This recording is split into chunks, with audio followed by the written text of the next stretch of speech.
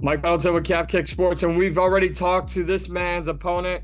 I'm super excited to talk to him. It goes down You're Newcastle. watching And first and Calf foremost, I want to say I was on the global media call with you guys Podcast. last week, and obviously a lot of condolences and respect sent your way for the passing of your mother, Dylan Tuke.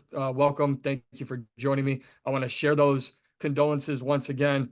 And also, man, just the number one thing you kept saying was your mom would slap the head off you if you pulled out of this fight. What are just your emotions coming into this fight?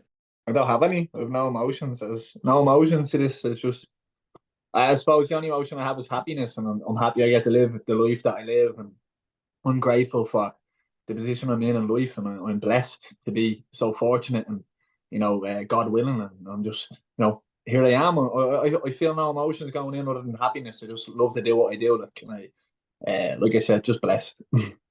I know it means a lot to carry on, her legacy, obviously your own legacy, continue to do great things for yourself and your career.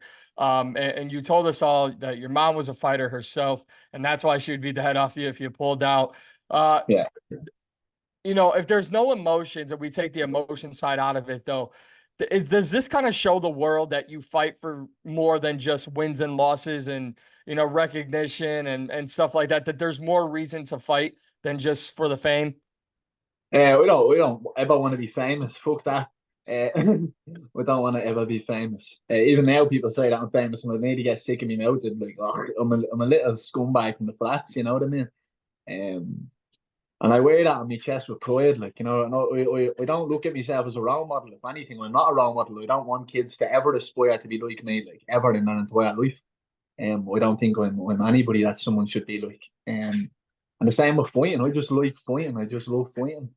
I got into it obviously because I got bullied in school, and it's one of those things that it's one of the only things I've ever been good at, and I just so happen to be unbelievably good at it. So it's even better. And I just fight because I love it. It's nothing else other than that. Obviously, I want to be a world champion, and I just like going out and showing off and just showing people how good I am.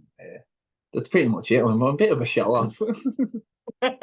Well, listen, I find it funny you say you don't want to be a role model, but there are plenty of people, plenty of young kids, younger generation who could be bullied and look at you as inspiration. I know it's not what you want, but that's got to as make you long as feel you, good.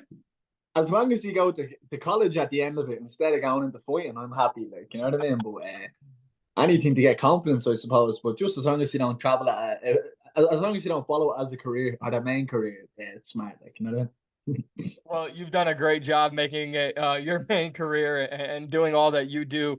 What challenges you next after this Kane Mousah fight? Like, how would you like to end 2024?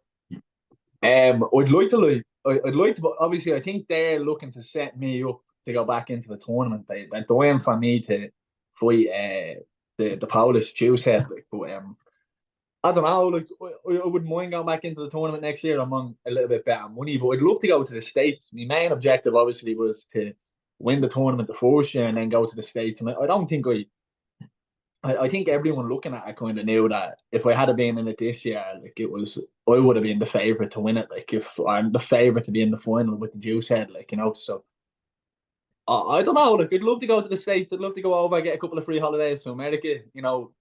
Put me foot into the actual PFL tournament. Where my teammate Stevie Ray has been there, and then because we have Mark Young coming up as well. My brother Mark Young is going to be in the tournament next year, so well, we wouldn't be able to do it together anyway. So one of those things. I think PFL has done a great job leading into this fight against you and against Kane Mousah. You guys can obviously settle a fight. You guys obviously love to fight. What are you expecting from Kane in this fight? He's very tough. He's very durable. He's very experienced. So I'm expecting a very game opponent, and I'm expecting him to come and try and take my head off what he does. Like, so, yeah, I'm sure it'll entertain the fans in Newcastle. When that fight goes down on June 8th, a win obviously big for you. Would that be a message to PFL? Like, I'm ready for the States. I'm ready for the toughest opposition. I don't need anybody else. Let's get me over and let's put me on the biggest shows. I think they know that already. Like, I think that's where they're tracking everything. Dan's giving me stuff and being like, like that, like almost like small little challenges, and that kind of like, what about this one and stuff. So I say I get through this one. I'd love to be high up on the main card in Glasgow, whether it be co-main, main, or underneath the co-main, just somewhere because it'd feel like my hometown show. Like I know I am born in Ireland, but I live and breathe in Scotland now, and it definitely most certainly feels like home to me more than anything now. So I'd love to be there with all my brothers and my sisters and stuff, and on a big Glasgow card, and then whatever. I'd love to get another one. I'd love to get three this year. So three within the 6 months would make me happy, and then whatever happens next year, I just want to be active. I just want to scrap. You know what I mean? If we get 3 Dylan Tuke fights this year, sign me up because I love watching you fight, man. I think you're the most entertaining. And listen, I've never traveled overseas for an event. I've never been overseas. So if they get you in Glasgow, sign me up. Like I'll make that trip because I'm I'm sure the definitely on going Glasgow. crazy for you. And you know that's something. Obviously, born in Ireland, very proud of your heritage. I know you call Scotland home now, but what? I'm And I'm not Scottish. gonna. Huh? I'm Scottish. That's what they call me. I'm Scottish. I So love that. the original great Scottish fighter was Paul McFay, the first ever Irish double cage warriors champion. He was an animal, so he's an original Dinky Ninja, trained underneath James Doolan. James was first champion, and now I'm the second Scottish guy, so I'll be the second Scottish champion. Like you know what I mean? It's kind of a little joke we I have in the love gym. it.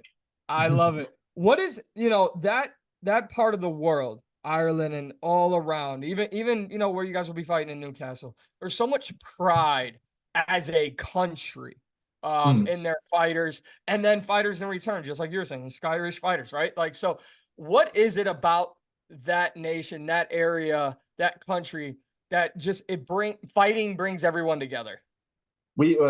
From the Scottish and the Irish point of view, we've been raped and pillaged by the English for the Scottish have been raped and pillaged by the English for over 1,000 years, and we got raped and pillaged by the English for what over 700 years, 770 years. So I think just war and obviously oppression has bred fighters within us because when you're fighting for your country, you're fighting for your homeland and fighting for freedom. It kind of like instills that generational fight, if that makes sense. So Absolutely. I think it's just kind of one of those things that's built into us through oppression. Does it turn up the excitement a little bit when you start to hear everyone talking about when your fight's getting closer and you can feel the energy around it's starting to really pick up because obviously Ireland's most famous Conor McGregor, everyone talks about him. There's so many. It's almost disrespectful every time a Irish fighter fights. It's like the media's got to ask someone in a different organization about Conor. But I think it's a notion to just how deep the blood runs for fighters. Does it get you even more excited when you see the hometown or you hear everybody talking about your upcoming fight? No. No, I couldn't give a fuck, mate. They're all fake rats anyway. Like, you know what I mean? This is just another day to me. When I go out and fight in Newcastle, I may as well be fighting in higher level. Like, I'm not. There's nothing to this to me than other just me and James sitting there, having a spar. Like, this is nothing. I'll go home and I'll jump into bed and I'll watch The Wire. I'll finish off watching The Wire. I'll have a pizza. This my life is very simple. I keep it simple. If it isn't simple, I'm erratic. I go crazy. I can't do any of that. Like I don't want to go out and drink. I don't want to celebrate. For me, celebrating is going home and seeing my sisters and my nanny in Dublin after this. And that's what I'm looking forward to. So all I tell myself is nobody wants to sit with a loser. So you have to come home a winner. And so that's all I tell myself, and that's all I care about. I don't know, I don't care for anyone else being excited for me fights. When people text me going, "Oh, I'm coming," and this, I don't care. You know what I mean? I'm not even being bad. I love the support when it's there, but at this moment in my head, it's me and Kane could just be meeting up in a random alley in Manchester and just, "Oh, what's up? Do you want to have a knock? Let's have a knock." Like, you know what I mean? That's how little it is to me and how big it is to me. You know what I mean? It has to be make it smaller because if you make it into this big fucking obstacle and big, oh, I'm going into this, it's just, you know what I mean? It's just a crock of bullshit. Like, you know what I mean? No, I Like a love mo- I love that honest and I love your honesty about it. And I guess my big question then for you is how do you block it all out? Because here in 2024, when everyone's worried about social media and their followers and talking trash and going back and forth, you're like, I don't care. I just want to fight. How do you block all that out? Called James Doolan. I have James Doolan there. You just if the I'm like a running horse with the blinkers cut, but the blinkers are him slapping me. So whack whack, look forward. So that's all it is. And obviously since I came to Scotland, James is very no bullshit. No, he's very old school. Like he tries to instill that in all of his fighters. I don't even think he tries to instill it. It just comes from the top down. Fuck social media. You know what I mean? All them likes and all them followers and all, they'd all turn on me tomorrow if they could. You know what I mean? If there was something that they could turn on me, they'd all turn on me. I'm aware of that. I've been aware of that for years. Like all this shit is fragile and brittle. It doesn't mean that. And it's the same way that when people get so upset at social media, like they look in that, like they'd obviously perceive me as being like a mad successful. I'm loaded, like, you know what I mean? I'm broke. I'm a broke ass bitch, like, you know what I mean? Thank God I have coaching and private, so we can't make bank off of fighting because we don't get enough money, like, you know what I mean? And I'm on a decent contract compared to other European MMA fighters, but still I get fuck all money, like, you know what I mean? So it's not what I seem. So it almost is like a hobby. I'd make more money if I went and worked in Tesco for a year, like, you know what I'm saying?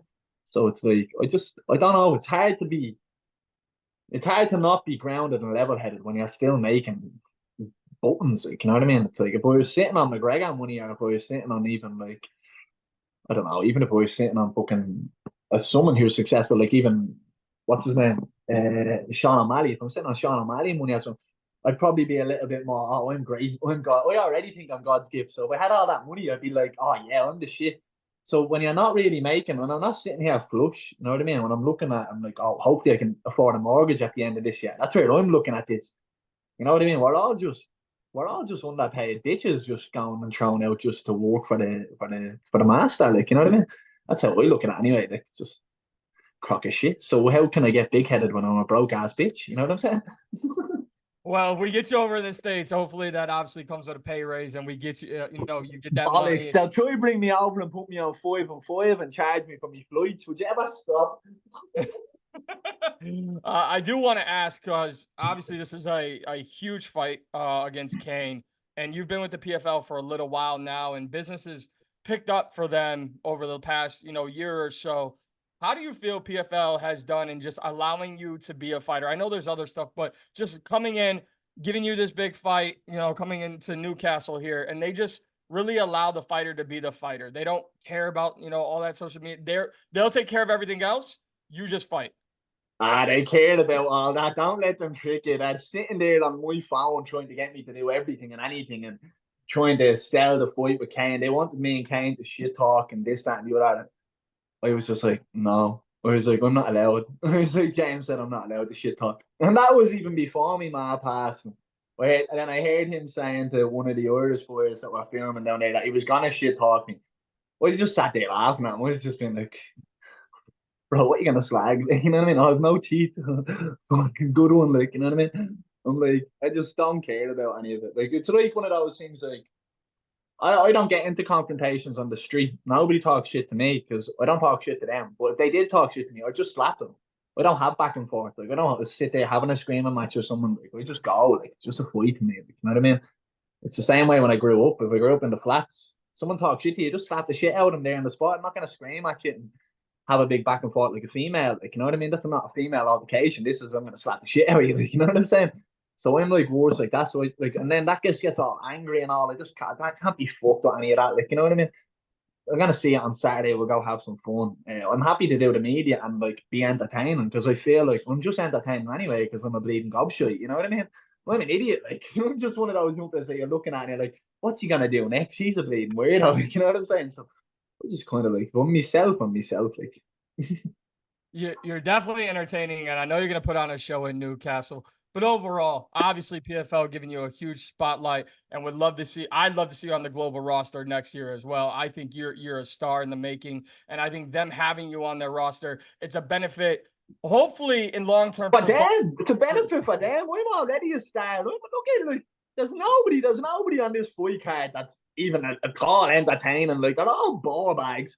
Anyone that is trying to talk or trying to whatever, they just sound like Connor from Primark or Connor from Pennies. Like, you know what I mean? Like, they're taking what Connor said 10 years ago and trying to regurgitate it now in a different accent. And I'm just like, you know what I mean? You can't do that. Like, so I'm just kind of real, and then I don't know. I'm just gonna sit there with a joint at the press conference and just be myself. Like, you know what I'm saying? And if anyone has an issue, like, grab a tissue. You know what I mean? Fuck it. Like, I just don't get it. I don't get it. I think I'm very humbled and grateful that PFL have given me this opportunity.